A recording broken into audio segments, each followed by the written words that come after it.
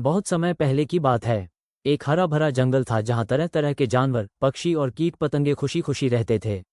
उस जंगल में एक बड़ा सा पीपल का पेड़ था। उसी पेड़ पर एक चालाक और चंचल गिलहरी रहा करती थी। वो बहुत मेहनती थी और पूरे साल भर अपने लिए खाने का इंतजाम करती रहती थी।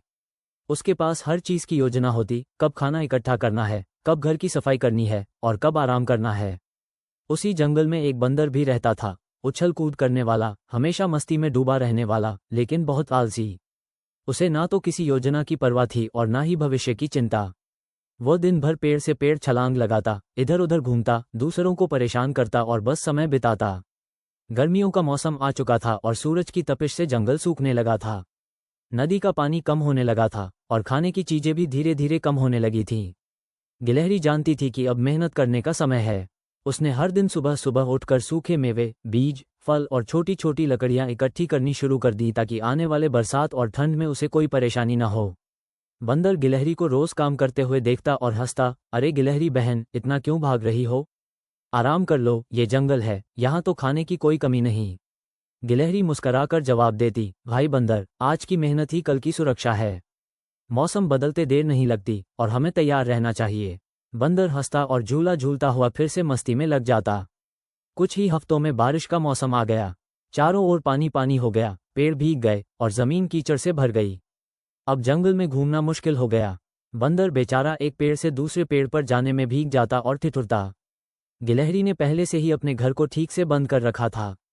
उसके पास खाने पीने का पर्याप्त सामान था और वह आराम से अपने घर में बैठी थी।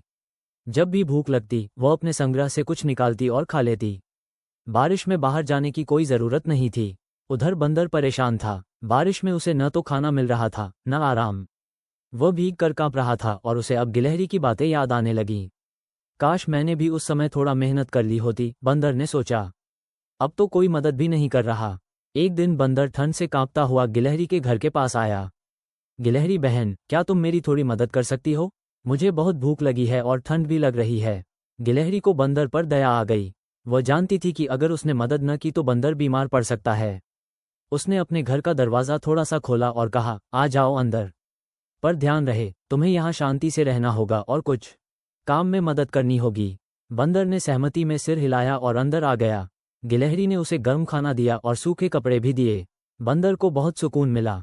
बरसात के दिनों में बंदर ने गिलहरी की मदद की। वह चीजें साफ करता, खाना गर्म करता और गिलहरी के बताए काम करता। उसने पहली बार मेहनत और अनुशासन का मूल्य समझा। जब बरसात खत्म हुई और मौसम साफ हुआ तो बंदर ने गिलहरी का धन्यवाद किया। उस दिन से बंदर पूरी तरह बदल गया। अब वह भी समय पर उठता, खाना इकट्ठा करता और अपने लिए एक छोटा सा घर बनाने की योजना में लग गया। वो दूसरों को भी समझाता, दोस्तों, समय रहते मेहनत करना ही समझदारी है, वरना मुसीबत में कोई मदद नहीं करेगा। गिलहरी को भी बहुत खुशी हुई कि बंदर ने अपनी गलती समझी और सुधर गया। ये कहानी हमें ये सिखाती है कि आलस्य छोड़कर समय पर मेहनत करना ही जीवन में सफलता और सुरक्षा का रास्ता है। भविष्य के लिए तैयार रहना जरूरी है, क्योंकि समय कभी भी बदल सकता है। जो आज मेहनत करता है वही कल आराम से रहता है। गिलहरी की तरह हमें दूरदर्शी और मेहनती बनना चाहिए, न कि बंदर की तरह लापरवाह और आलसी।